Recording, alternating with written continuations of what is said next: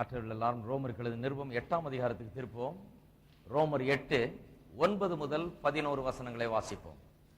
ரோமர் 8ஆம் அதிகாரம் 9 முதல் 11வது வசனம் வரை.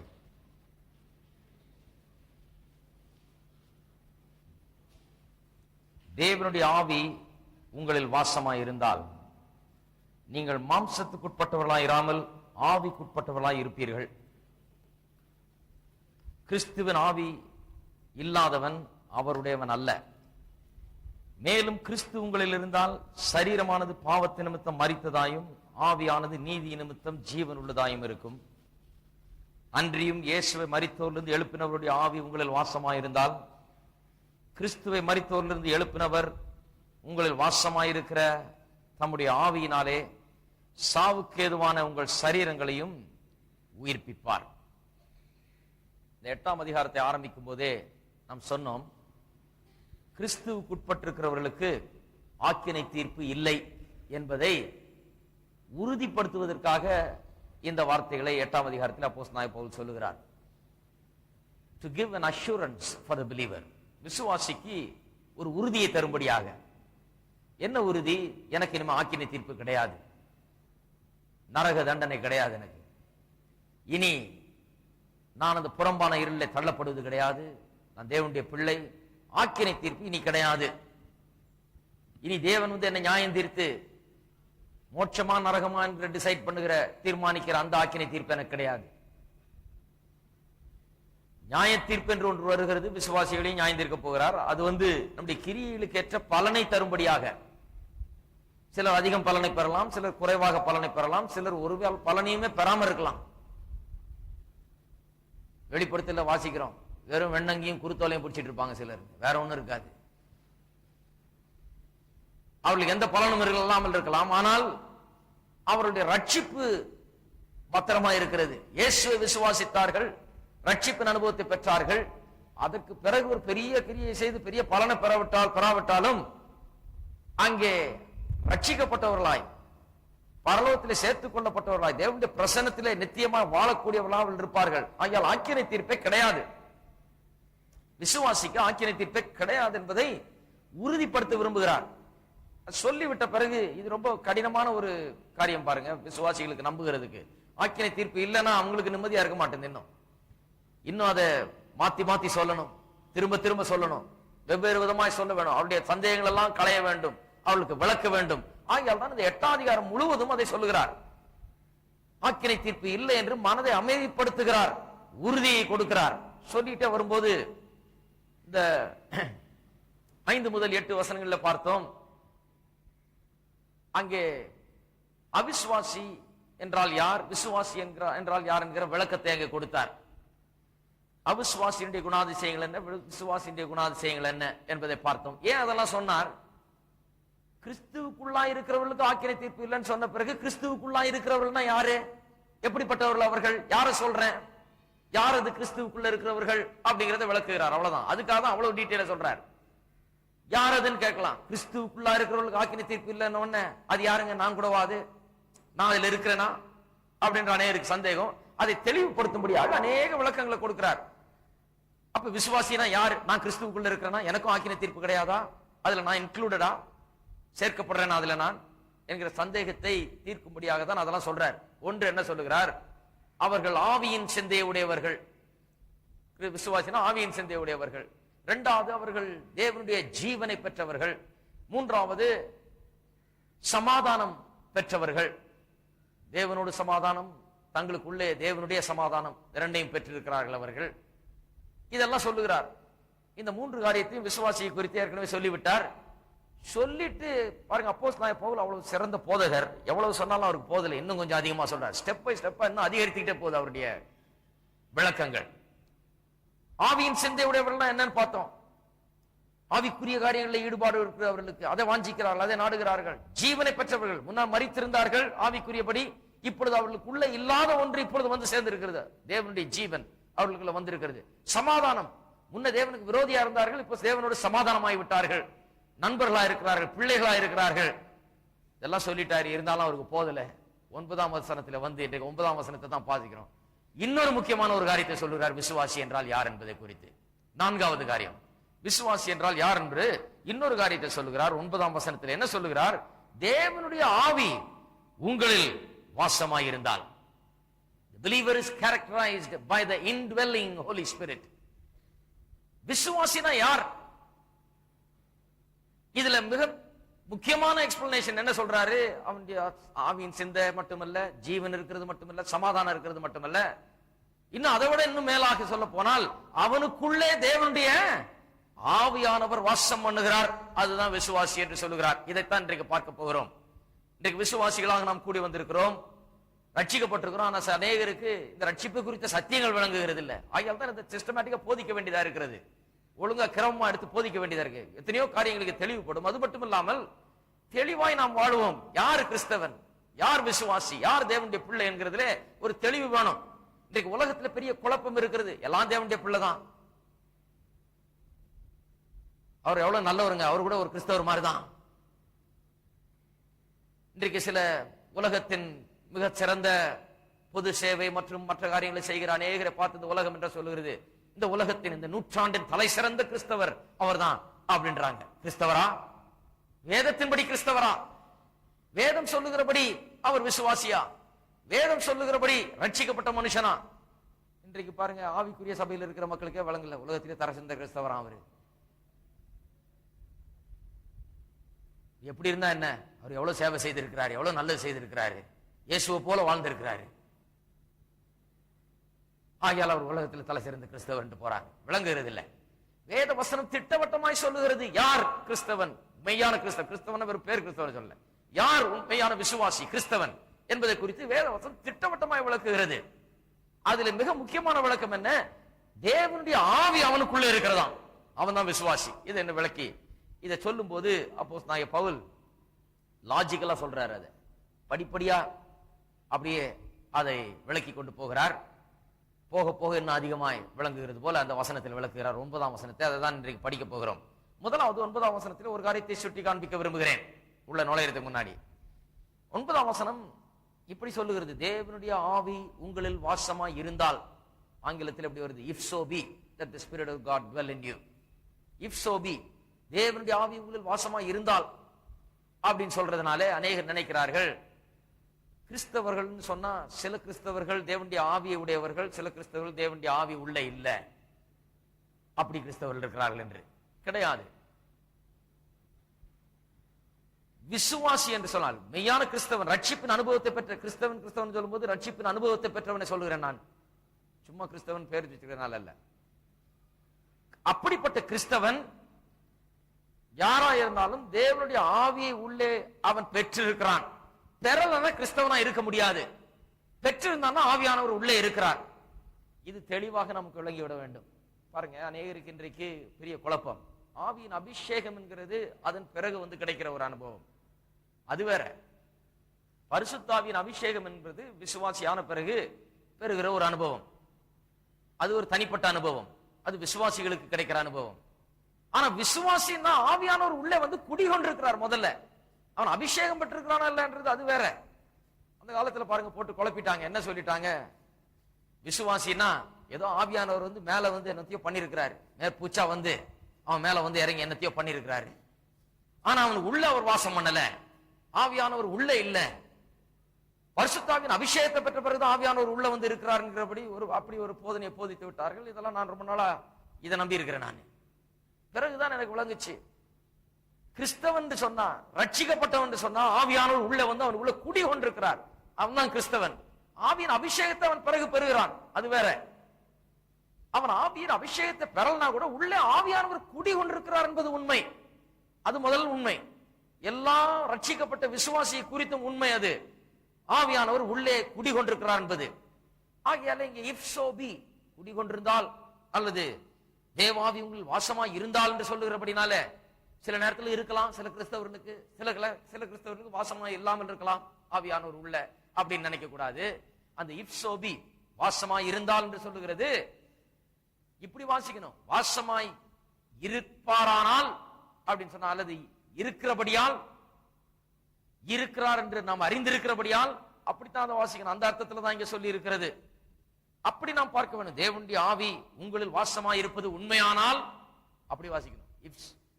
If it is true that the Spirit of God dwells in you, தேவனுடைய ஆவி உங்களில் வாசமாயிருப்பது உண்மையானால், அப்படி வாசித்தீங்கன்னா சரியா வரும்.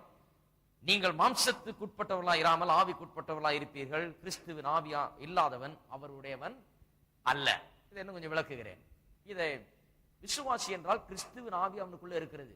தேவனுடைய ஆவியானவர் பரிசுத்த ஆவியானவர் அவனுக்குள்ள இருக்கிறார் என்று பவுல் அப்போஸ்தலன் திட்டவட்டமாய் சொல்லுகிறார். இதை விளக்கும் போது பலவிதமாய் சொல்லுகிறார். முதலாவது என்ன சொல்லுகிறார்? விசுவாசி என்பவன் மாம்சத்துக்கு உட்பட்டிராதவன். மாம்சத்துக்கு உட்பட்டவர்களா இராமல், நீங்கள் மாம்சத்துக்கு உட்பட்டவர்களா இராமல் என்று சொல்லும் போது முதல் காரியம் என்ன? விசுவாசி என்றால் அவன் மாம்சத்துக்கு உட்பட்டவன் அல்ல என்பதை முதலாவது நாம் புரிந்து கொள்ள வேண்டும். மாம்சம் என்றால் என்ன என்பதை ஏற்கனவே நாம் போதித்து வந்து விட்டோம். 6-7 அதிகாரத்திலேயே அதை விளக்கி விட்டோம். மறுபடியும் ஒரு தடவை சொல்லுகிறேன். மாம்சம் என்றால் என்ன? சரீரம் அல்ல, வெறும் சரீரம் அல்ல.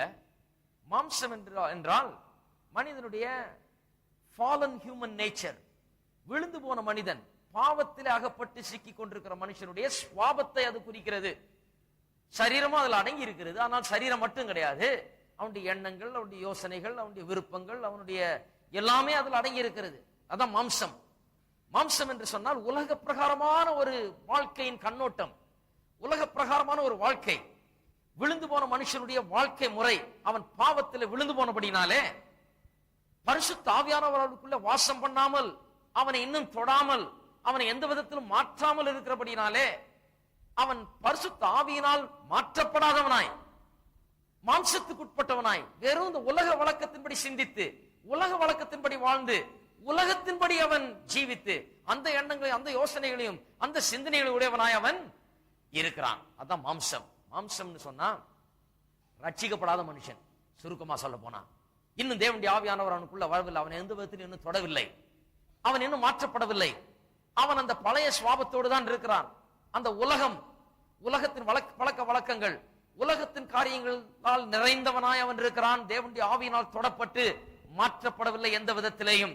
அதுதான் மாம்சம். மாம்சம் என்று இங்கே ரோமர்கள் நிருபத்திலே நாம் வாசிக்கிறோம்.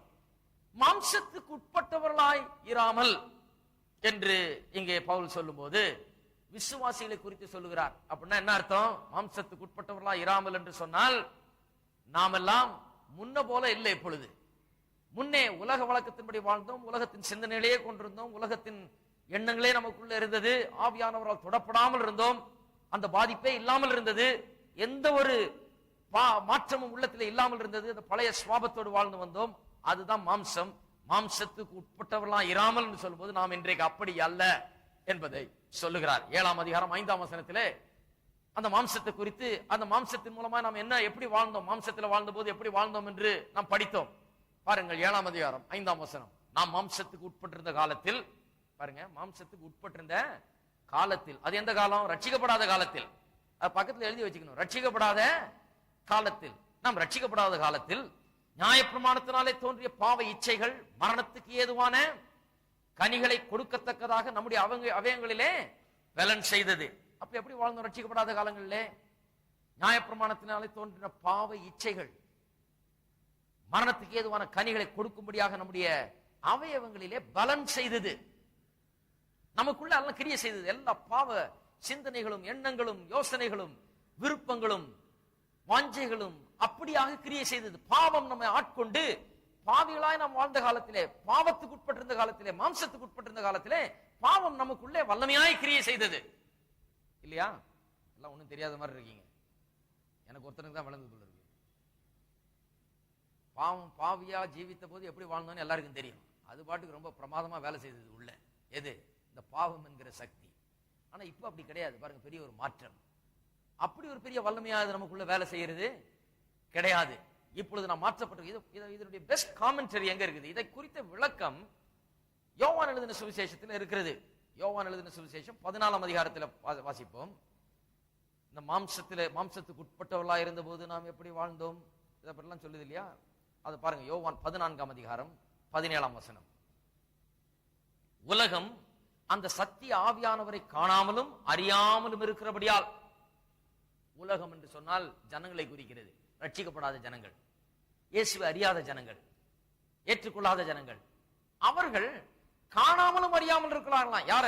சத்திய ஆவியானவரை, தேவ ஆவியானவரை காணவும் இல்லை, அறியவும் இல்லை. அவரை பெற்றுக்கொள்ள மாட்டாது, பெற்றுக்கொள்ள முடியாதாம். அதாவது ரட்சிக்கப்படுவதற்கு முன்பதாக தேவனுடைய ஆவியானவர் உள்ளே வந்து வாசம் பண்ண முடியாது. ஒருவனுக்குள்ளாக மாம்சத்துக்கு உட்பட்டிருக்கிறவன் என்று சொன்னால் அவனுக்குள்ள பாவம் வாசம் பண்ணுகிறது, பாவ சுவாபம் வாசம் பண்ணுகிறது, அவனை ஆட்கொள்ளுகிறது. தேவனுடைய ஆவியானவருக்கு அங்கே இடமில்லை. தேவனுடைய ஆவி அவன் பெற்றுக்கொள்ள மாட்டாது. அதான் பாவி, அதான் மாம்சத்துக்கு உட்பட்டவர்கள். அவர் உங்களுடனே வாசம் பண்ணி உங்களுடனே இருப்பதால், உங்களுக்குள்ளே இருப்பதால் நீங்கள் அவரை அறிவீர்கள். ஆனா விசுவாசி பாருங்க, அவர் உங்களுடனே வாசம் பண்ணி உங்களுக்கு உள்ளே இருப்பதால். அப்ப இங்க ரெண்டு காரியம் பார்க்கிறோம். உலகம்னு ஒண்ணு இருக்குது, ரட்சிக்கப்படாத ஜனம், அவர்களுக்கு தேவனுடைய ஆவியானவர் இல்ல, தேவனுடைய ஆவியானவர் உள்ள வர முடியாது, பெற்றுக்கொள்ள முடியாத நிலையில் இருக்கிறார்கள். அவர்கள் அறியாமலும் காணாமலும் இருக்கிறார்கள், பெற்றுக்கொள்ள முடியாமல் இருக்கிறாங்க. விசுவாசிகள் இன்னொரு பக்கம் இருக்கிறார்கள், அவர்களோடு கூட ஆவியானவர் இருக்கிறார், அவர்களுக்கு உள்ளே இருக்கிறார். 19ஆம் வசனத்தை பார்ப்போம், அல்லது 19ஆம் வசனம். இன்னும் கொஞ்ச காலத்திலே உலகம் என்னை காணாது, நீங்களோ என்னை காண்பீர்கள். என்ன சொல்லுகிறார்? நீங்கள், நான் பிழைக்கிறபடியால் நீங்களும் பிழைக்கிறீர்கள். எப்படி காண்போம்? எப்படி உலகம் காணாத இயேசுவை நாம் எப்படி காண்போம்? உலகம் காணாத ஆவியானவரை, உலகம் அறியாத ஆவியானவரை நாம் எப்படி பெற்றுக்கொண்டு அவர் உள்ளே இருந்து நாம் அவர் அறிந்து கண்டு கொண்டிருப்போம்? எப்படி நமக்கு அவர் விளங்குவார்? 23ஆம் வசனம் பாருங்க. இயேசு அவனுக்கு பிரதியுத்தரமாக, ஒருவன் என்னில் அன்பாயிருந்தால் அவன் என் வசனத்தை கை கொள்ளுவான், அவனில் என் பிதா அன்பாயிருப்பார், நாங்கள் அவனிடத்தில் வந்து அவனோடே கூட வாசம் பண்ணுவோம். ஒருவன் ரட்சிக்கப்பட்டு விசுவாசியா இருந்தால் அவன் தேவனுடைய வார்த்தையை விரும்புவான், நேசிப்பான், அதன்படி நடப்பான். ஆவியானவர் அவனுக்குள்ள வந்து வாசம் பண்ணுவார் என்று தெளிவாக இங்கே சொல்லப்பட்டிருக்கிறது. ஆக மாம்சத்துக்கு உட்பட்டவர்களாயிராமல் என்ற அப்போஸ்தலனாகிய பவுல் சொல்லுகிறது, நாம் ரட்சிக்கப்படாத நிலையில் இல்லாமல் என்றுதான் அந்த அர்த்தத்தில் தான் சொல்லுகிறார். அது ஏன் திருப்பி சொல்ல வேண்டியதா இருக்கிறது என்று சொன்னால், அநேகர் நினைக்கிறார்கள் இது ரட்சிக்கப்பட்ட விசுவாசிகள், மாம்சத்தின்படி நடக்கிறவர்கள். ரட்சிக்கப்பட்ட விசுவாசிகள் கூட மாம்சத்துக்கு உட்பட்டவர்கள் என்று சில நேரத்தில் சொல்லலாம். ஏனென்றால் அவர்கள் மாம்சத்துக்கு உட்பட்டவர்களை போல நடந்து கொள்ளுகிறபடினால், அல்லது ரட்சிக்கப்படாதவர்களை போல ஒரு விசுவாசி நடந்து கொள்ளுகிறபடினால், அந்த விசுவாசி ரட்சிக்கப்பட்டாலும் இன்னும் மாம்சத்துக்கு உட்பட்டிருக்கிறான் என்று சொல்லுகிறதை நாம் கேட்டிருக்கிறோம். அது கிடையாது, தப்பது. விசுவாசி தவறி பாவம் செய்யும் போது கூட அவன் மாம்சத்துக்கு உட்பட்டவன் அல்ல, அவன் ஆவிக்குட்பட்டவன். அவன் அந்த மாம்சம் என்கிற அந்த ரெல்ம், அந்த மண்டலத்திலிருந்து கடந்து வந்து ஆவி என்கிற மண்டலத்துக்குள்ள வந்து விட்டான். இனி அவன் மாம்சம் என்கிற மண்டலத்துக்குள்ள போகிறது கிடையாது. அவன் தவறு செய்த போது கூட அவனை மாம்சத்துக்கு உட்பட்டவன் சொல்லக்கூடாது. மாம்சத்துக்குரிய சில சிந்தனைகள் அவனுக்கு இருக்கலாம், மாம்சத்துக்குரிய சில யோசனைகள், எண்ணங்கள், விருப்பங்கள் அவனுக்கு சில நேரத்தில் வரலாம். ஆனால் அவனை மாம்சத்துக்கு உட்பட்டவன் சொல்ல முடியாது. ஏன்னா அந்த ராஜ்யத்திலிருந்து அவன் விடுதலை ஆக்கப்பட்டு இவன் எங்க வந்திருக்கிறான்? ஆவியின் மண்டலத்துக்குள்ள, இன்னொரு டோட்டலி டிஃபரண்ட் கிங்டம், இன்னொரு ராஜ்யத்துக்குள்ள அவன் வந்து விட்டான். ஆகையால் மாம்சத்துக்கு உட்பட்டவர்கள் சொன்னா ரட்சிக்கப்படாதவர்கள். நாம் மாம்சத்துக்கு உட்பட்டவர்களாய் இராமல். இரண்டாவது, கிறிஸ்தவன் என்று சொன்னால், ரட்சிக்கப்பட்ட மெய்யான கிறிஸ்தவனை குறித்து சொல்லுகிறேன். கிறிஸ்தவன் என்று சொன்னால் அவன் ஆவிக்குட்பட்டவன் என்று அப்போஸ்தலனாகிய பவுல் இங்கே தெளிவாய் சொல்கிறார். மாம்சத்துக்கு உட்பட்டவர்களாய் இராமல் ஆவிக்குட்பட்டவர்களாய் இருப்பீர்கள். தேவனுடைய ஆவி உங்களில் வாசமாய் இருந்தால், வாசமாய் இருக்கிறது உண்மையானால், நீங்கள் மாம்சத்துக்கு உட்பட்டவர்களாயிராமல் ஆவிக்குட்பட்டவர்களாய் இருப்பீர்கள்.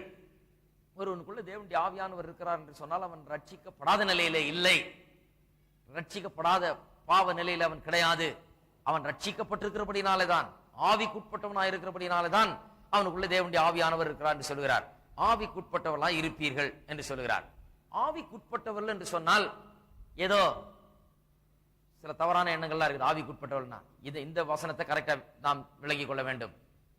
பாருங்க, வெளிப்படுத்தல வாசிக்கிறோம், யோவான், அப்போஸ்தலனாகிய யோவான் பத்மு தீவிலே அங்கே இருக்கும்போது கர்த்தருடைய நாளிலே அவன் ஆவிக்குள்ளானான் என்று இருக்கிறது. அது வேற. ஆவிக்குட்பட்டிருக்கிறவர்கள் என்று இங்கே சொல்லி இருக்கிறதும், யோவான் ஆவிக்குள்ளானான் கர்த்தருடைய நாளிலே என்று சொல்லுகிறது வேற. அதுவும் இதுவும் ஒன்று கிடையாது. இங்கே ஆவிக்குட்பட்டவர்கள் சொன்னா அந்த அர்த்தத்தோட சொல்லி இல்ல. ஆவிக்குட்பட்டவர்கள் ஏதோ ஒரு சர்டன் மூட்ல இருக்கிறவங்க, ஏதோ ஒரு ஆவிக்குட்பட்டவர்கள் சொன்னா ஏதோ ஒரு பெரிய உற்சாகம் அவர்களை வந்து இப்ப ஆட்கொண்டிருக்கிறது, ஆவியினிலே நிறைந்து அவர்கள் அந்த உற்சாகத்தில் இருக்கிறார்கள். அப்படி கிடையாது. அது வேற, அது இருக்குது. ஆனால் அந்த அர்த்தத்தோடு இங்கே சொல்லப்படவில்லை. ஆவிக்குட்பட்டவர்கள் என்றால் ஏதோ ஒரு சர்டன் மூட்ல இருக்கிறவர்கள் அப்படி என்ற அர்த்தத்தில் சொல்லவில்லை. ஆவிக்குட்பட்டவர்கள் என்றால் யோவானை போல அங்க பத்ம தீவில் ஆவிக்குள்ளானான்னு சொல்லிருக்கிறதா, அப்படி ஆவிக்குள்ளா இருக்கிறவர்களை சொல்லவில்லை. ஆவிக்குட்பட்டவர்கள் என்று சொன்னால் ஒரு விசுவாசியினுடைய நிலையை அது வர்ணிக்கிறது. மாம்சத்துக்குட்பட்டவர்கள் என்று சொன்னதற்கு எக்ஸாக்ட் ஆப்போசிட், இது நேர்மாறான ஒன்று. மாம்சத்துக்குட்பட்டவர்கள் ஆவியினால் தொடப்படாதவர்களாக, மாற்றப்படாதவர்களாக, எந்த விதமான பாதிப்பும் இல்லாதவர்களாக, அவர்கள் எப்படி பிறந்தார்களோ பாவ சுவாபத்தோடு பிறந்து வளர்ந்தார்களோ அதே சுவாபத்தோடு அப்படியே இருக்கிறார்கள். பாவ மனுஷன்,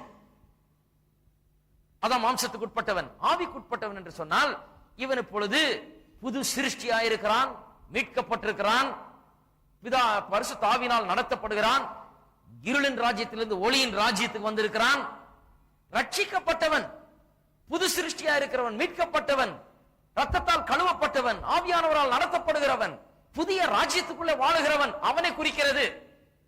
முன்ன எப்படி இருந்தான் அவன்? அந்த பழைய மண்டலத்துக்குள்ளே பாவம் என்கிற அந்த சேற்றுக்குள்ளே சிக்கி பாவ சுவாபத்திலே வாழ்ந்து எந்த விதமான பரிசுத்தாவியானவருடைய பாதிப்பும் இல்லாமல் அவன் பிறந்த நிலையிலேயே இருக்கிறான். பாவத்திலே பிறந்து பாவத்திலேயே இருக்கிறான். அதுதான் மாம்சத்துக்கு உட்படுறது. ஆவிக்குட்பட்டவள் சொன்னா அதிலிருந்து விடுதலையாக்கப்பட்டு வெளியே வந்து ரட்சிக்கப்பட்டு மீட்கப்பட்டு புது பிறப்பை அடைந்து புதிய ராஜ்யத்துக்குள்ளே வந்திருக்கிறவர்கள் அவர்களை குறிக்கிறது. ஏதோ கொள்கையில கொஞ்சம் மாற்றத்தை கண்டுபிடித்தவர்கள் என்று அல்ல. ஏதோ சில டாக்டரின் எல்லாம் இப்ப புதுசா கத்திருக்கிறாங்க, அதுல இப்போ போயிட்டாங்க அவங்க, அப்படி கிடையாது. ஏதோ ஒரு புது டாக்டரினை உடையவர்கள் என்று அல்ல, புது போதனைகளை கடைபிடிக்கிறவர்கள் என்று அல்ல, புது நிலைக்குள்ளாக வந்திருக்கிறவர்கள். பழைய நிலை என்று ஒன்று இருந்தது, புது நிலை என்று ஒன்று இருக்கிறது. பழைய நிலை தேவனற்ற நிலை, இப்பொழுது புதிய நிலை தேவனுடைய ராஜ்யத்திலேயே பங்குள்ளவர்களாக, குடும்பத்திலே இருக்கிறவர்களாக, அந்த நிலை. இதுதான் ஆவிக்குட்பட்டவர்கள். அந்த அர்த்தத்தில் தான் ஆவிக்குட்பட்டவர்கள் என்று சொல்லி இருக்கிறது. மூன்றாவது, ஒன்று மாம்சத்துக்குட்பட்டவர்கள் அல்ல விசுவாசிகள். இரண்டாவது அவர்கள் ஆவிக்குட்பட்டவர்கள். ஆவிக்குட்பட்டவர்கள் என்னன்னு சொல்லிட்டோம். ஆவிக்குட்பட்டவர்கள் சொன்னா ரட்சிக்கப்பட்டு புதிய ராஜ்யத்துக்குள்ள பிரவேசித்திருக்கிறவர்கள், மீட்கப்பட்டவர்கள், புது சிருஷ்டி, இந்த பெரிய மாற்றத்தை தங்களிலே பெற்றவர்கள், அவர்கள் தான் ஆவிக்குட்பட்டவர்கள். மூன்றாவது சொல்லுகிறார், அவர்கள் ஆவிக்குட்பட்டவர்கள் மட்டுமல்ல, அவர்களுக்குள்ளாக ஆவியானவர் வாசம் பண்ணுகிறார். அதான் சொல்லுகிறார், தேவனுடைய ஆவி உங்களில் வாசமாயிருந்தால். எல்லாரும் சொல்லுவோம் பார்ப்போம், தேவனுடைய ஆவி உங்களில் வாசமாயிருந்தால். விசுவாசி என்கிறவன் தேவனுடைய ஆவி அவனுக்குள்ளே வாசமாயிருக்கிறார், அவன் தான் விசுவாசி. வாசமாயிருந்தால் என்று சொன்னால் நிரந்தரமாய் வசிப்பதை குறிக்கிறது. டுவெல்லிங், ஒரு இடத்திலே, குறிப்பிட்ட ஒரு இடத்திலே நிரந்தரமாய் வாசமாய் இருப்பதை குறித்து அதை குறிக்கிறது. புதிய ஏற்பாட்டிலே பல இடங்களிலே விசுவாசிக்குள்ளாக ஆவியானவர் எப்படி வாசமாய் இருக்கிறார் என்பதை நாம் வாசிக்கிறோம். 1 கொரிந்தியர் 6ஆம் அதிகாரத்துக்கு திருப்போம். இந்த சில வசனங்களை உங்களுக்கு தருகிறேன். 1 கொரிந்தியர் 6ஆம் அதிகாரம் 19ஆம் வசனம். உங்கள் சரீரமானது நீங்கள் தேவனாலே பெற்றதும் உங்களில் தங்கியும் இருக்கிற, எல்லாரும் சொல்லுங்க, தங்கியும் இருக்கிற. வாசமாய் இருக்கிறன்றது தங்கி இருக்கிறது.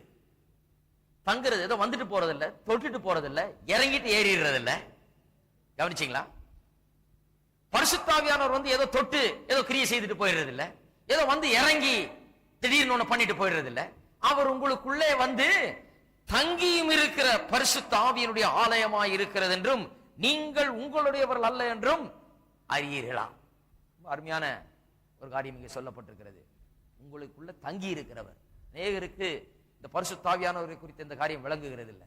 பரிசுத்தாவியானவர் தங்கி இருக்கிறவர், இங்கே ரெசிடென்ட், விசிட்டர் இல்ல. அவரு டூரிஸ்ட் வீசால வரல. அவர் என்ன பெர்மனன்ட் வீசால வந்திருக்கிறார், பெர்மனன்ட் ரெசிடென்சி. நாம் இந்த சரீரத்தில் இருக்கிற வரை நம்மோடு வந்து நிரந்தரமாய் நம்மை விட்டு விலகாமல், நம்மை கைவிடாமல், நம்மோடு கூட நமக்குள்ளேயே தங்கி இருக்கும்படியாக, பெர்மனண்டாக நிரந்தரமாய் தங்கி இருக்கும்படியாக, நமக்குள்ளே இருக்கும்படியாக அவர் வந்திருக்கிறார் என்று திட்டவட்டமாய் சொல்லி இருக்கிறது. நம்முடைய சரீரம் அவருடைய ஆலயமாய் இருக்கிறது. பரிசுத்த ஆவியானவர் தங்கி இருக்கிற இடம். யோசித்து பார்க்க வேணும். எபேசியர் 2ஆம் அதிகாரத்தை வாசிப்போம். அங்கே இன்னும் கொஞ்சம் சொல்லி இருக்குது. எபேசியர் 2ஆம் அதிகாரம் கடைசி பகுதி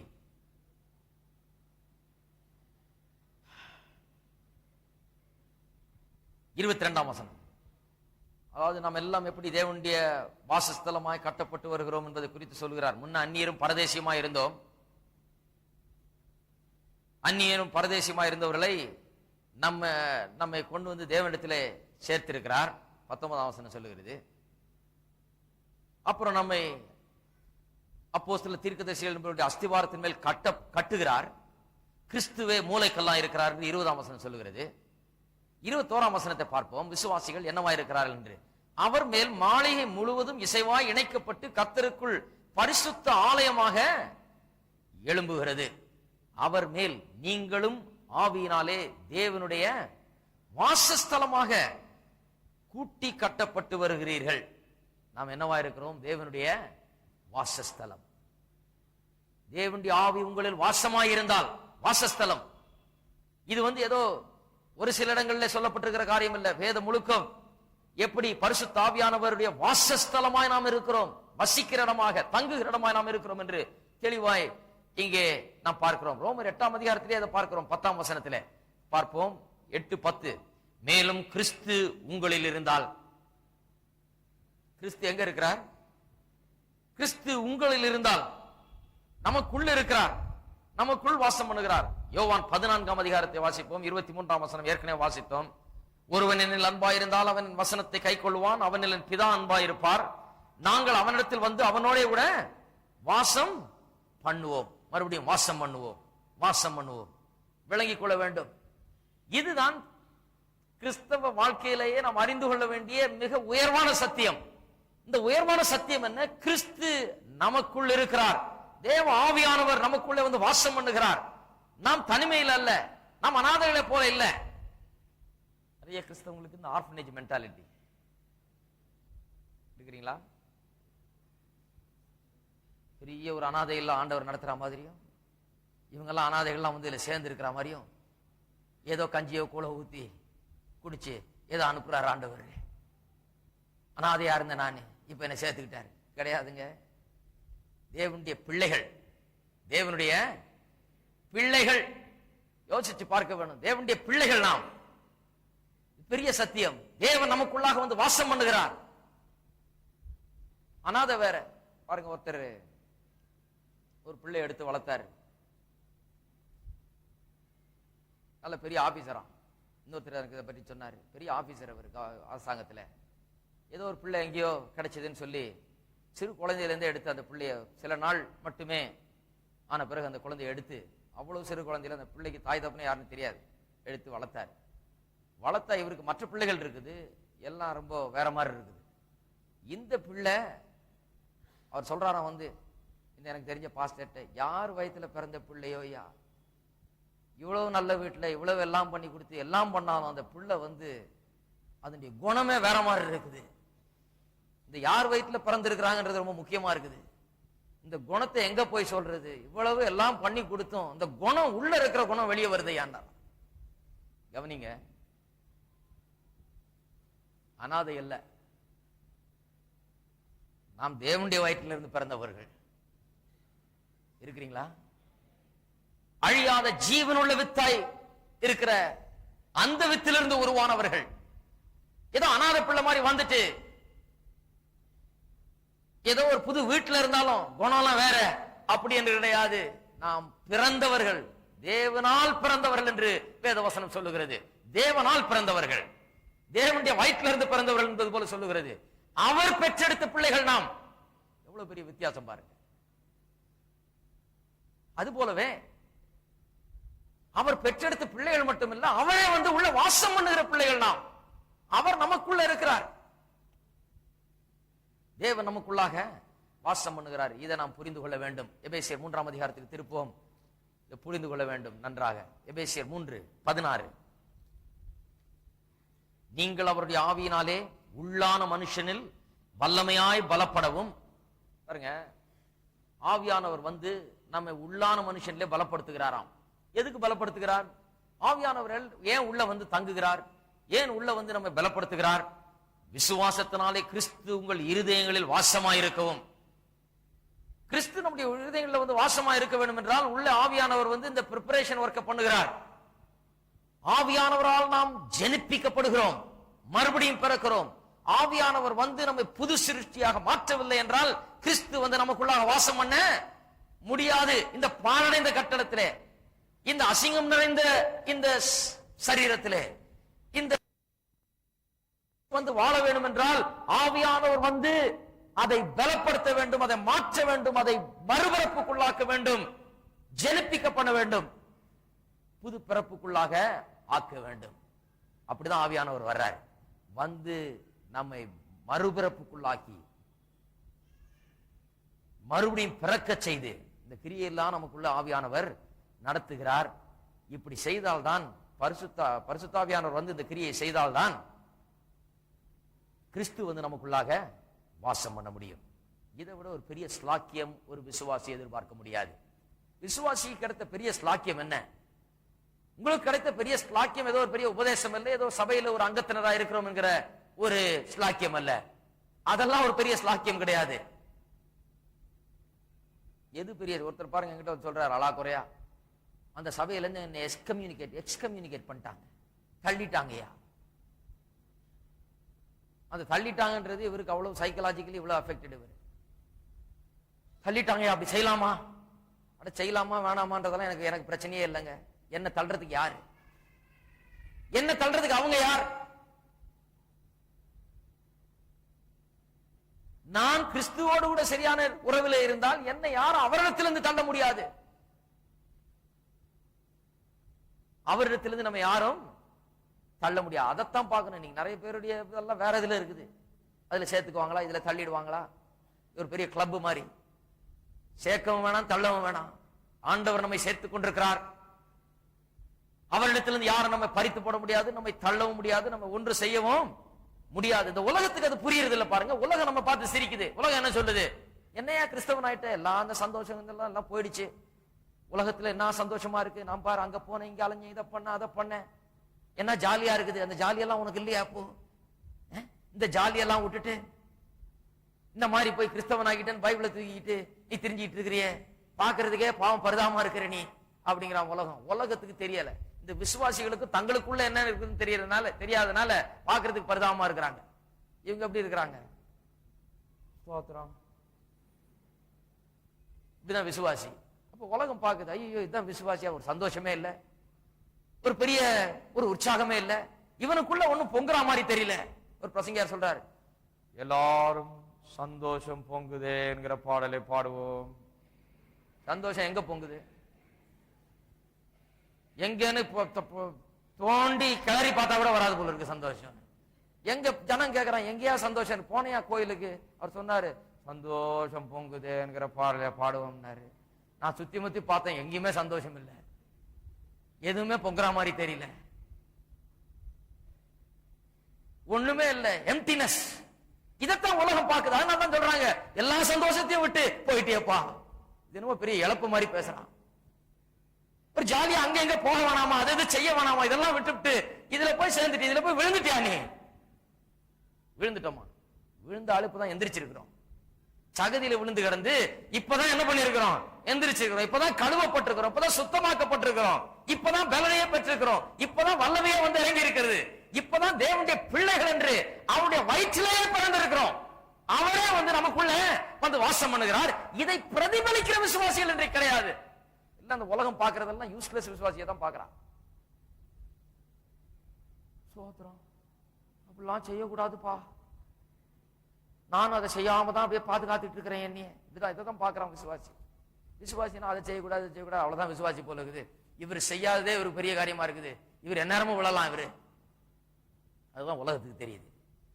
உலகம் நம்ம ஏளனமாய் நினைக்கிறது விசுவாசியை பார்த்து. ஏன்னா அவங்க அந்த மாதிரி விசுவாசியை பார்த்து இருக்கிறாங்க. எந்த மாதிரி விசுவாசி? கிறிஸ்து எனக்குள்ளா இருக்கிறார் என்கிற அந்த கான்சியஸ்னஸ், உணர்வு இல்லாமல் வாழுகிற விசுவாசி. கிறிஸ்து உள்ள இருக்கிறான்ற உணர்வோட வாழுகிற விசுவாசி உலகம் பார்த்ததில்லை.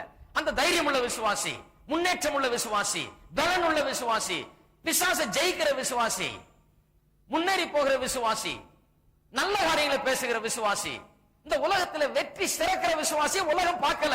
எல்லாம் என்ன மாதிரி விசுவாசி? நொந்து போய் சாட்சி என்ன பெரிய சாட்சி? நான் ரட்சிக்கப்படாததுக்கு முன்னால உலகத்துல எல்லாம் இருந்தது, எனக்கு ரட்சிக்கப்பட்ட பிறகு எல்லாம் போச்சு. எனக்கு நான் எங்க இருக்கிறேன் பாருங்க. கர்த்தர் எல்லாத்தையும் எடுத்துக்கிட்டாரு. ஆமா, கர்த்தருக்கு உங்க கட்டில் மெத்தையும் சோப்பாவும் உங்க வீடும் உங்க ஃபேனும் கர்த்தருக்கு தேவைதான். கர்த்தர் எதையும் எடுத்துக்கலங்க. கர்த்தர் கொடுத்தா கர்த்தர் எடுத்தாருன்னு விட்டுட்டேன்.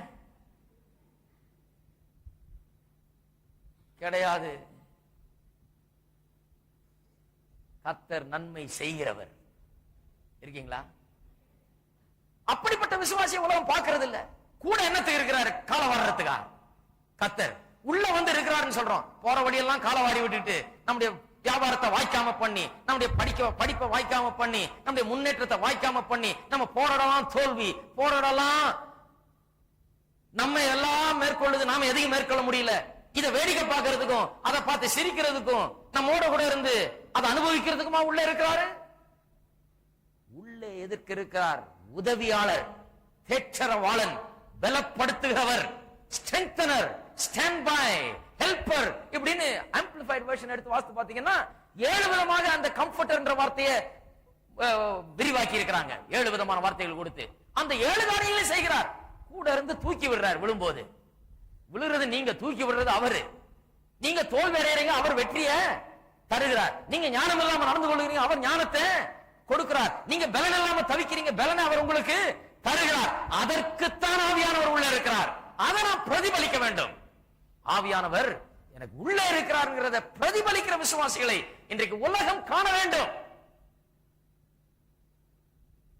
It's a sad thing. துக்ககரமான காரியம். இன்றைக்கு உலகம் அப்படிப்பட்ட விசுவாசியை காண்றதில்லை.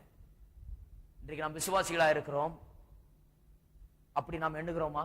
ஆவியானவர் எனக்குள்ள இருக்கிறார், எனக்குள்ள தங்கி இருக்கிறார், எனக்கு உதவியாளர், என்னை பலப்படுத்துகிறவன், கூட இருக்கிறவர். எது கூட இருக்கிறார்? கால வாரத்துக்கு அல்ல, வாரி விழுந்த கால தூக்கி நிறுத்துறதுக்கு, உதவி செய்யறதுக்கு, முன்னேற வைக்கிறதுக்கு, என்னுடைய குடும்பத்தை செழிக்க வைக்கிறதுக்கு, என்னுடைய கையிட்டு செய்யற காரியங்களை ஆசீர்வதிப்பதற்கு, என்னை சரியான வழியில் நடத்துவதற்கு, எனக்கு சரியான ஞானத்தை தருவதற்கு, என்னோட பேசுவதற்கு, தேவனுடைய சித்தத்தை எனக்கு வெளிப்படுத்துவதற்கு, அதற்கு என்னோட இருக்கிறார் அவர். இருக்கிறீங்களா? ஆகையால பிசாசு அப்ப பாருங்க, பிசாசு விசுவாசியை வந்து காலவார நினைக்கும் போது அவன் வந்து இந்த விசுவாசியை எப்படியாவது சோதிக்கலாம், என்னமாவது ஒரு பிரச்சனையை கொண்டு வந்து முன்னால போடலாம், என்னமாவது ஒரு தடையை ஏற்படுத்தி ஏதாவது செய்யலாம் என்று யோசித்து பிசாசு வரும்போது, இந்த ஆவியானவர் உள்ளே இருக்கிறார் என்கிற அந்த எண்ணம், கான்சியஸ்னஸ், அறிவோடு இருக்கிற விசுவாசி எப்படி நடந்து கொள்வான்? அவனுக்கு அதுதான் ஞாபகம் வரும். அட என்ன இந்த பிசாசு, எனக்குள்ள இருக்கிற ஆவியானவர் இந்த பிசாசை விட பெரியவர். அவன் எப்படி சொல்ல மாட்டான், ஐயோ நான் பயந்துட்ட கையா அந்த இருட்டை பார்த்து. அவர் வேற தரிசனம் கண்டு சொல்லிட்டாரு, ஒரு பெரிய இருளான மேகம் வந்து என் வீட்டுக்கு மேல வந்து நிக்குதான், ஒரு பறவையை பார்த்தாரையா. அதே மாதிரி இன்னொரு அம்மாவும் தரிசனம் பார்த்தாங்கய்யா. இது பேச மாட்டான் அந்த விசுவாசி. கிறிஸ்து எனக்குள்ள இருக்கிறார்ன்ற அறிவுள்ள விசுவாசி என்ன சொல்லுவான்? தரிசனம் பார்த்தவங்கிட்ட என்ன சொல்லுவான்? ரொம்ப ஒன்னும் பயப்படாதீங்க சிஸ்டர், போய் நல்லா தூங்குங்க. தரிசனம் பார்த்தீங்க, சொல்லிட்டீங்க, பயப்படாம போய் தூங்குங்க. எனக்குள்ள இருக்கிற ஆவியானவர் இந்த உலகத்தில் இருக்கிற பிசாசை விட பெரியவர், போயிட்டு வாங்க. ஹலோ, இருக்கிறீங்களா? இங்க இதை கேட்டுட்டு அப்புறம் அங்க போய் அப்படி நடந்துக்காதீங்க.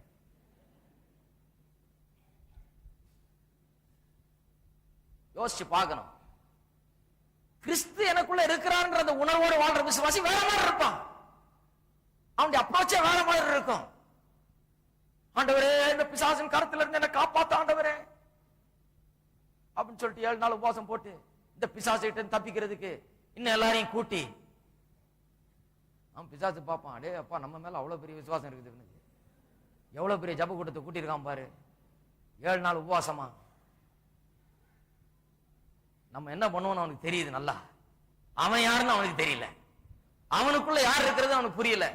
ஆவியானவர் தனக்குள்ள வாசம் பண்ணுகிறார். இந்த உதவியாளர் உலகத்தில் இருக்கிற அந்த சக்தியை விட பெரியவர் என்பது விளங்கலன்றது பிசாசு விளங்கிடுது. அதுக்கப்புறம் போட்டு பந்தாடிடுறான் பிசாசு. அப்புறம் ஆண்டவர் ஏங்க என்ன இப்படி விட்டாரு, எவ்வளோ சோதனை, ஆண்டவர் என்ன இப்படி விட்டுட்டாரு. அப்ப பைபிள்ல சொல்லி இருக்கிறது தப்பா? போய் சொல்லிட்டாரா? நான் உன்னை விட்டு விலகுவதும் இல்லை, உன்னை கைவிட இல்லைங்க, விட்டுட்டாருங்க. ஒண்ணு நீங்க போய் சொல்லணும், இல்ல அவர் போய் சொல்லணும். எனக்கு நிச்சயமா தெரியும் அவர் போய் சொல்ல மாட்டார். அவர் விடல, நீங்க குழம்பி போயிருக்கிறீங்க. ஆகையால இந்த பிசாசு வந்து நம்ம எதிர்க்கும் போது கிறிஸ்து எனக்குள்ள வாசம் பண்ணுகிறார் என்பது அறிவு. அந்த அறிவு மேலோங்கி இருக்கிற விசுவாசி எழுந்திருப்பான் ஆவியின் வல்லமையினால. ஆவியினால் பலப்படுகிறவன் அவன் எழுந்து நின்று பிசாசை எதிர்த்து நிற்பான். பிசாசை இயேசுவின் நாமத்தில் கடிந்து கொள்ளுவான், அதிகாரம் எடுப்பான், தைரியத்தோடு ஜீவிப்பான். இந்த விசுவாசிய உலகம் பார்க்கணும். உலகம் எப்பேற்பட்ட விசுவாசிய பாக்குது? இன்னைக்கு நான் இந்த மீட்டிங் போய், ஆமாங்க அதே பிரச்சனை தாங்க, இந்த உபவாசம் பண்ணி இன்னைக்கு ஜெபிச்சங்க, அடுத்த செவ்வாய்க்கிழமை திருப்பி வர சொல்லி இருக்கிறாங்க. டாக்டர் மாதிரி 5 நாள் அப்பாயின்மெண்ட் கொடுத்து அனுப்புறாங்க. இந்த பல் டாக்டர் பண்றாங்க பாத்தீங்களா, இன்னைக்கு வான்னு சொல்லி இதை சரி பண்றது, அடுத்த நாள் அப்புறம் அது 5 நாள் ஆகும். அது இந்த பல்ல கலட்டி அதை சரி பண்ணி இதை வேற போட்டு இது மாதிரி நடக்குது வேலை. இதுக்கெல்லாம் போயிட்டு அப்படியா அப்படின்னு உட்கார்ந்துருக்காங்க. ஒழுங்கா ஆலயத்துல வந்து வசனத்தை கேட்டு கிறிஸ்து எனக்குள்ள இருக்கிறார்ன்ற அறிவு வந்துட்டா அதெல்லாம் பறந்து ஓடிடும். அப்புறம் உபவாசம் போட்டா எதுக்கு உபவாசம் போடுவோம்?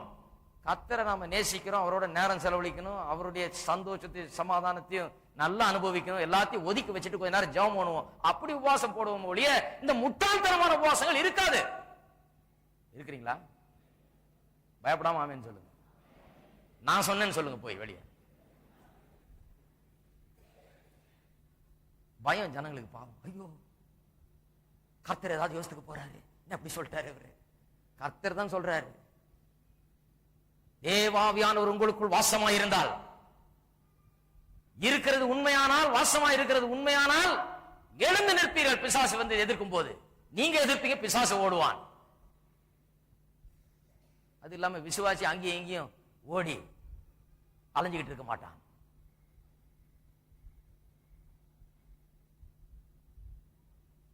பாருங்க, சோதனை வருகிறது. அது மட்டும் இல்லாமல் ஏராளமான களைப்பு, வாழ்க்கையில சலிப்பு, வாழ்க்கையில அதைரியம், வாழ்க்கையில டிஸ்கரேஜ்மெண்ட், சோர்வு, இவைகள்லாம் வரும்போது உள்ள விசுவாசி கிறிஸ்து உள்ளாக இருக்கிறார், எனக்குள்ள இருக்கிறார் என்ற எண்ணத்தை உடைய விசுவாசி வேற மாதிரி இருப்பான். அவன் என்ன சொல்லுவான்?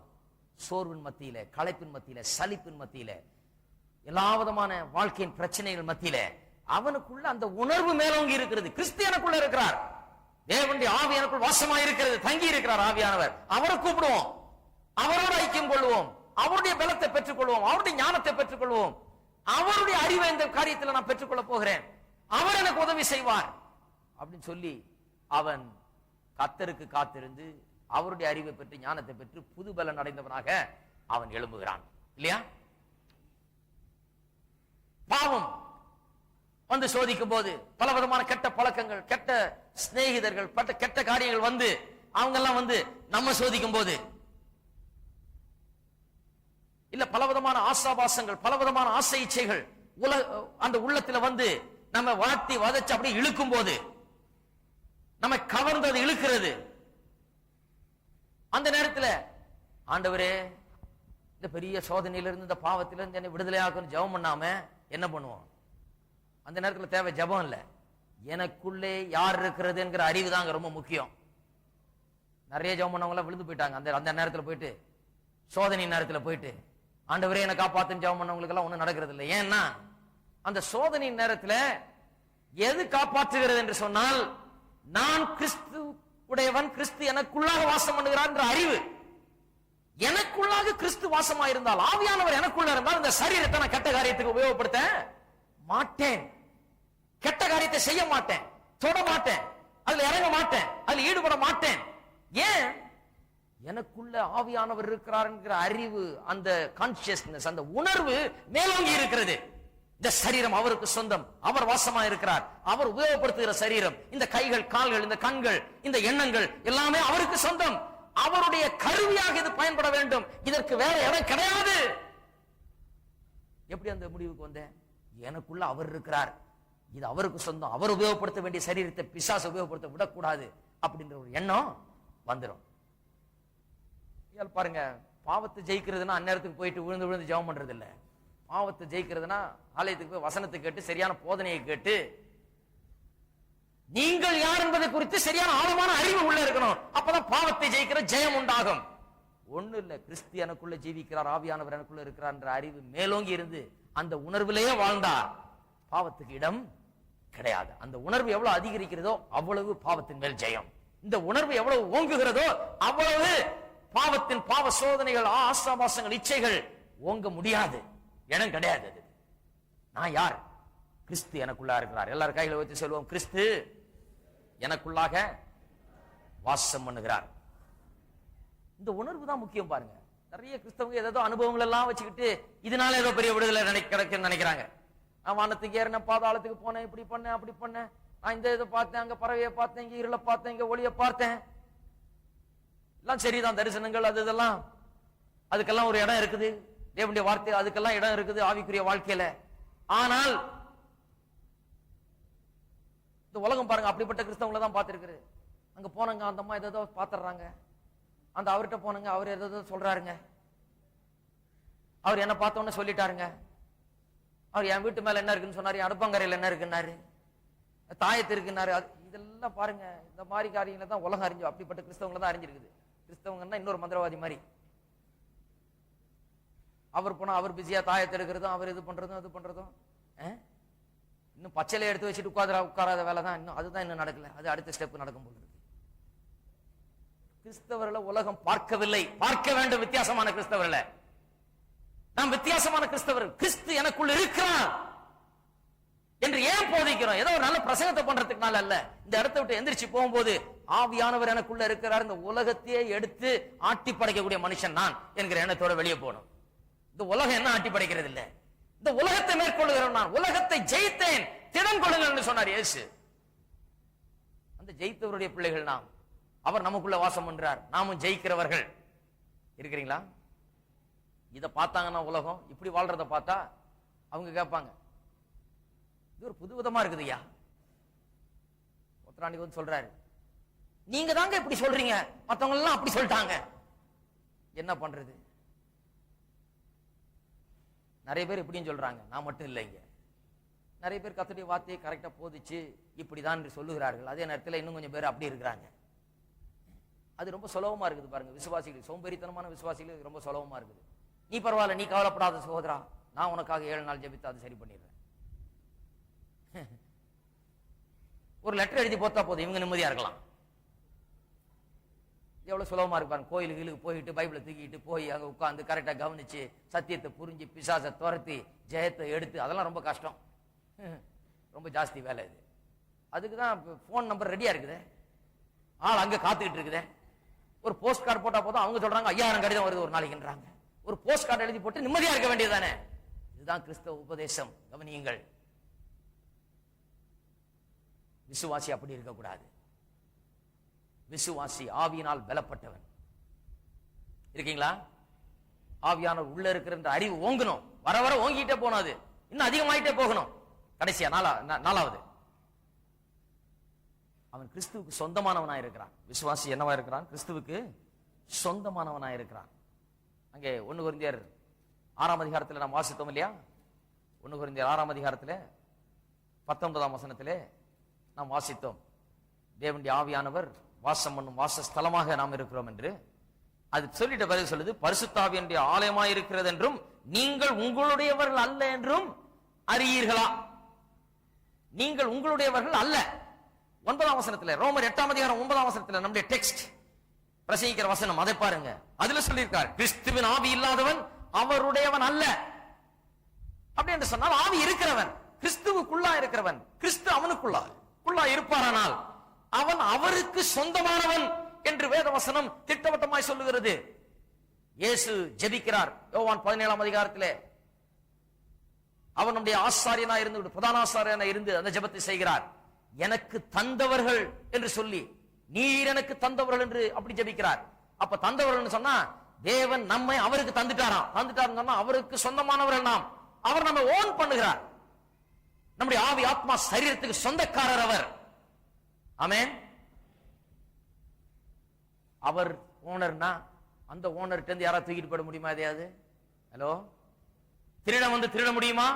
பிசாசு திருடவும் கொல்லவும் அழிக்கவும் வந்தான் என்று வேதவசனம் சொல்லுகிறது. அந்த பிசாசு அப்பேற்பட்ட ஓனர்கிட்ட உறங்குகிறதும் இல்லை, தூங்குகிறதும் இல்லை என்று இருக்குது. அவரு சர்வ வல்லமை நிறைந்தவர். அவருக்கு சொந்தமான இந்த ஆட்களை அந்த பிசாசு திருடன் வந்து திருட முடியுமா, கொல்ல முடியுமா, அழிக்க முடியுமா? முடியாது. அது முடியாது என்று வேதம் சொல்லுகிறது. அவருக்கு கொடுக்கப்பட்டவர்கள் யாராலும் அவரிடத்திலிருந்து பிரித்து போட முடியாது, அவரிடத்திலிருந்து பிளக் பண்ண முடியாது, கவ்விட்டு போக முடியாது என்ற அர்த்தத்தில் சொல்லுகிறது. ஆகையால் தான் ரோமர் 8ஆம் அதிகாரம் 38-39 வசனத்தில் பவுல் அப்போஸ்தலன் ரொம்ப அருமையா சொல்லுகிறார்.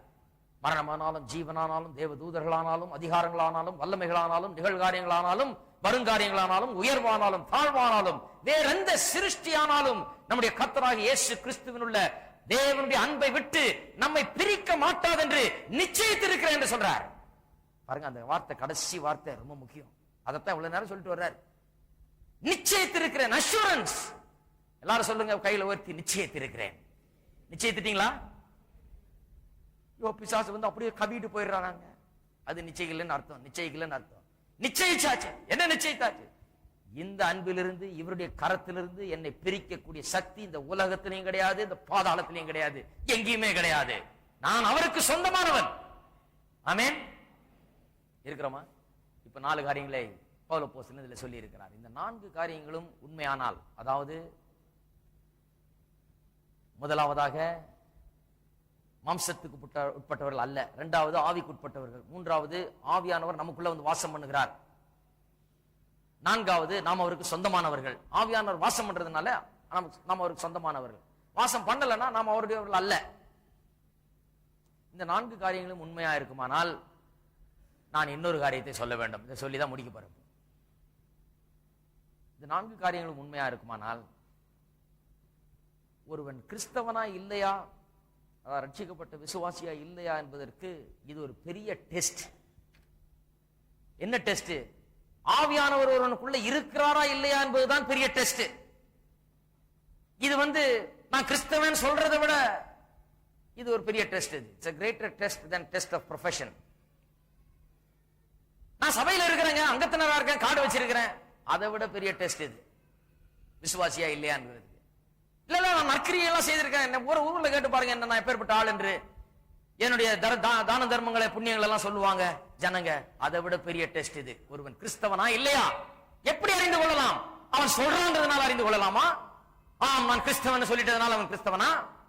அல்லது நான் சபையில் அங்கத்தினரா இருக்கிறேன், நான் ஒழுங்கா சென்று வருகிறேன் சொல்றதுனால அவன் கிறிஸ்தவனா? அல்லது நான் நற்கிரியைகளை செய்கிறேன், தான தர்மம் புண்ணியங்களை செய்கிறேன் என்று சொல்லுகிறதுனால அவன் கிறிஸ்தவனா? பெரிய டெஸ்ட். தேவனுடைய ஆவியானவர் அவனுக்குள்ள இருக்கிறாரா இல்லையா, அதுதான் இங்க டெஸ்ட். அதை வைத்துதான் ஒருவன் கிறிஸ்தவனா இல்லையாங்கிறதை நாம் நிர்ணயிக்கிறோம். தேவனுடைய ஆவியானவர் இருக்கிறாரா இல்லையா என்று சொன்னா அதை நிர்ணயிக்க வேண்டும் என்றால் எப்படி அதை நிர்ணயிப்பது? இந்த உலகத்தில் அநேகர் எப்படி சொல்றாங்க, he has got the spirit of Christ. தேவனுடைய ஆவி அவனுக்கு இருக்குதுங்க, கிறிஸ்துவனுடைய ஆவி அப்படின்னு சொன்னா அவங்க வேற அர்த்தத்தில் சொல்றாங்க. அவங்க என்ன சொல்றாங்க? அவரை போலயே அவன் இருக்க பார்க்கிறான், அவரை போலயே நல்ல காரியங்களை செய்ய பார்க்கிறான், அவரை போலயே நடந்து கொள்ள பார்க்கிறான், அவரை போலயே எப்படி இருக்க பார்க்கிறான், அவரை போலயே அப்படி இருக்க பார்க்கிறான். ஆகையால கிறிஸ்துவின் ஆவி அவனுக்கு இருக்கிறது. நம்ம வாசிக்கிறோம், பெரிய ஹீரோஸை பற்றி வாசிக்கிறோம், அந்த ஸ்பிரிட்டை பிடிச்சிக்கணும் அப்படின்றோம். அந்த ஸ்பிரிட்டை பிடிச்சிக்கணும், அந்த எண்ணத்தை, அந்த மேலான நோக்கத்தை, அந்த நல்ல காரியங்களை பிடித்துக் கொள்ள வேண்டும் என்று சொல்லுகிறோம். அந்த அர்த்தத்தில் சொல்றாங்க கிடையாது. உலகம் பாருங்க, குழந்தை இருக்குது. உலகம் சொல்றாங்க, ஒரு பெரிய ஒரு மருத்துவர் இருந்தார், பெரிய தன்னுடைய வேலையெல்லாம் விட்டுட்டு இங்கிலாந்து தேசத்துல தான் செய்த வேலை, பணம் எல்லாத்தையும் விட்டுட்டு ஆப்பிரிக்கா தேசத்துல போய் பெரிய ஆஸ்பத்திரி கட்டி எவ்வளவு ஏழைகளுக்கு தான தர்மங்களை பண்ணி எவ்வளவு பெரிய காரியங்களை செய்தார். நல்ல மனுஷன், நல்ல எண்ணங்கள் இருக்குது, நல்ல மேலான நோக்கங்கள் இருக்குது, தான தர்மம் பண்ண வேண்டும் என்ற நல்ல எண்ணங்கள்லாம் இருக்குது. ஆனா அவர் சொல்றாரு, கிறிஸ்துவை நான் விசுவாசிக்கவில்லை, வேதத்தில் அவரை பற்றி சொல்லி இருக்கிற காரியங்கள்ல எனக்கு நம்பிக்கை கிடையாது, அவர் தேவனுடைய குமாரன் என்றோ, அவர் சிந்தின ரத்தத்தினால் மனுஷனுக்கு மீட்பு உண்டாகிறது என்றோ, அவருடைய உயிர்த்தெழுதல் இதெல்லாம் நான் விசுவாசிக்கிறது இல்லைன்னு அவர் கிளீனா சொல்றாரு. ஆனா உலகம் என்ன சொல்லுது அவரை பற்றி? இந்த நூற்றாண்டின் தலை சிறந்த கிறிஸ்தவர் அவர். அவரே சொல்றாரு நான் கிறிஸ்தவன் இல்லைன்னு. அவரே சொல்றாரு கிறிஸ்துவை நான் விசுவாசிக்கிறது இல்லைன்னு. அவரே சொல்றாரு கிறிஸ்து மரித்ததும் உயிர்த்தெழுந்து இதெல்லாம் எனக்கு நம்பிக்கை இல்லைன்றாரு. அவரே சொல்றாரு கிறிஸ்துவின் மூலமா ரட்சிப்பு உண்டாகிறதுன்றது எனக்கு நம்பிக்கை இல்லைன்றாரு. இந்த உலகத்துல விளங்காத ஆளுங்க பாருங்க, சில நேரத்தில் விசுவாசி கூட இப்படி பேசுவாங்க. நமக்கு விளக்கம் இருக்கணும். நான் ஒரு மீட்டிங் போயிருந்த ஒரு பெரிய ஆள் சொல்றாரு, இன்னொருத்தர் உட்கார வச்சுக்கிட்டு, இவர் ஏசுநாதரை போல. ஏசுநாதர் யாரு, இவர் யாரு விளங்கல. ஏசுநாதர் யாருன்னு இவருக்கு விளங்கல. அதனால ஒரு பெரிய மனுஷனை உட்கார வச்சுட்டு ஏசுநாதர் இவர் ஒண்ணு, ஏசுநாதர் எப்படியோ அப்படியே தான் இவரும். ஐஸ் வைக்கிறாரோ இல்ல என்ன பண்றாரோ தெரியல, அதை வேற எங்கேயாவது கொண்டு போய் வைக்க வேணாமா? ஜனங்களை உட்கார வச்சுக்கிட்டு ஏசுநாதரை அவமானப்படுத்துறதுக்கு இதை விட ஒரு பெரிய வேலை தேவையே கிடையாது. அவர் ஏசுநாதர் போல இல்ல, அவர் ஒரு நல்ல மனுஷனா இருக்கலாம், சில காரியம் நல்ல காரியங்களை செய்திருக்கலாம். அது அப்படி சொல்லணும். உலகம் சொல்லுது, இந்த ஆஸ்பத்திரி கட்டின மனுஷனை பார்த்து சொல்லுது, இவரை போல ஒரு கிறிஸ்தவனை பார்க்க முடியாது, இதுதான் கிறிஸ்தவன், இப்படி செய்தாதான் கிறிஸ்தவன், இவன் தான் கிறிஸ்தவன். அவர் சொல்றாரு கிறிஸ்துவ மேலே எனக்கு நம்பிக்கை இல்லைன்ற. இதே மாதிரி பாருங்க, மகாத்மா காந்தியை சொல்லுவாங்க, நல்ல தேசப்பிதா, நல்ல காரியங்கள்லாம் செய்தாரு, மேலான நோக்கங்கள், நல்ல எண்ணங்கள், நல்ல பல காரியங்கள்லாம் அவர்கிட்ட இருக்குது. தேசப்பிதான்றது சந்தேகமே கிடையாது, ஒரு பெரிய மனுஷன்றது சந்தேகமே கிடையாது. எல்லாம் சொல்றாங்க அவரும் ஒரு கிறிஸ்தவரியா. சில பிரசங்கமார்களே சொல்றாங்க விளக்கம் இல்லாம, அதுதான் கிறிஸ்தவன், அப்படி நடந்துக்கணும், அப்படி இருக்கணும், அதுதான் கிறிஸ்தவன். அவரே சொல்றாரு, காந்தியே அவர் உண்மையான மனுஷன், அவர் போய் நான் கிறிஸ்தவன் சொல்லி தெரியல. அவர் சொல்றாரு, நான் இந்து, எனக்கு கிறிஸ்தவம் பிடிக்கல, கிறிஸ்துவன் போதனெல்லாம் கொஞ்சம் பிடிச்சிருக்குது, ஆனா நான் மீதியெல்லாம் நம்புறது இல்லை நான். அவரே சொல்றாரு நான் கிறிஸ்தவன் இல்லைன்னா இவங்க அடிச்சிட்டு இருக்காங்க முட்டாள்தனமா, அவர் கிறிஸ்தவன் கிடையாது. யார் கிறிஸ்தவன், யார் கிறிஸ்தவன், யார் ரட்சிக்கப்பட்ட விசுவாசி என்கிறது குறித்து தெளிவா வளைங்கள். எல்லா பேரும் நல்லா இருக்கிறாங்க, ஒழுங்கா இருக்கிறாங்க, ஆஸ்பத்திரி கட்டினாங்க, இதை பண்ணாங்க, அதனால கிறிஸ்தவர்கள் அல்ல. வேதம் அப்படி சொல்லவே இல்லை. யார் கிறிஸ்தவன்? ஆவியானவர் அவனுக்குள்ளே வாசம் பண்ணுவார். வாசம் பண்ணா முதல் வேலை, நடக்க வேண்டிய வேலை என்ன? ஆவியானவர் உள்ள இருந்தா என்ன பண்றாராம்? அவர் தன்னை குறித்து பேசாமல் யாரை குறித்து பேசுறாராம்? கிறிஸ்துவை குறித்து பேசுவார். கிறிஸ்துவை குறித்து பேசுவார்னா என்ன பேசுவார் அவரு? அவர் யார்? அவர் தேவனுடைய குமாரன். அவருடைய சிலுவை மரணம் என்ன, அதனுடைய அர்த்தம் என்ன, எதற்காக மரித்தார், நம்முடைய பாவங்களை எப்படி சுமந்தார், நம்மை மீட்டுக் கொள்ள முடியாத மரித்தார், தேவன் அவரை உயிரோடு எப்படி எழுப்பினார் என்பதை குறித்து ஆவியானவர் என்ன பண்ணுவாரு? இயேசுவை குறித்து நமக்கு போதிப்பார். அப்ப ஆவியானவர் ஒருவனுக்குள்ள இருந்தால் அவன் நிச்சயமாக இயேசு எனக்காக மரித்தார், சிலுவையிலே மரித்தது என்னுடைய மரணம், என்னுடைய பாவத்தை சுமந்தார், எனக்காக மரித்து எனக்காக உயிர் தெழுந்தார், அவர் தேவனுடைய குமாரன், ரட்சிப்பு அவராலே அன்றி வேறொருவராலும் கிடையாது என்பதை அவன் நிச்சயமாய் விசுவாசிப்பான். உள்ள ஆவியானவர் இருந்தார். உள்ள ஆவியானவர் இருந்தா அந்த மழுப்பி இழுப்பி அப்படி இப்படி பேசவே மாட்டான். உள்ள ஆவியானவர் இருந்தா அதுல எல்லாம் எனக்கு நம்பிக்கை இல்லை, நாம இந்த உலகத்துல நல்லதை செய்யணும் அப்படின்னு பேச மாட்டான். என்ன சொல்லுவான்? நல்லதை செய்யறதுக்கு முன்னால முதலாவது என்ன நல்லது செய்யணும்? இயேசுவை விசுவாசித்து இயேசுவை ஏற்றுக்கொண்டு ரட்சகராக அங்கீகரிக்க வேண்டும். அதுதான் நல்லது, எல்லாம் நல்லதை விட. அதுக்கப்புறம் போய் நல்லது செய்யணும். அதை பேசுவான். ஏன்னா ஆவியானவர் உள்ள இருக்கிறார். எவ்வளவு நற்காரியங்களை செய்தாலும் அவன் கிறிஸ்துவை குறித்தும், அவர் யார் என்பதை குறித்தும், அவருடைய சிலுவை மரணத்தை குறித்தும், உயிர்த்தெழுதலை குறித்தும், மீட்பின் கிரியை குறித்தும் அவன் விசுவாசிக்கவில்லை. அதை குறித்து தாழ்வாய் பேசுகிறான் என்றால் அவனுக்குள்ள தேவனுடைய ஆவியானவர் இல்லை. தேவனுடைய ஆவியானவர் இல்லாதபடியால் அவன் மாம்சத்துக்கு உட்பட்டிருக்கிறான், அவன் ரட்சிக்கப்படாதவன். இருக்கிறீங்களா?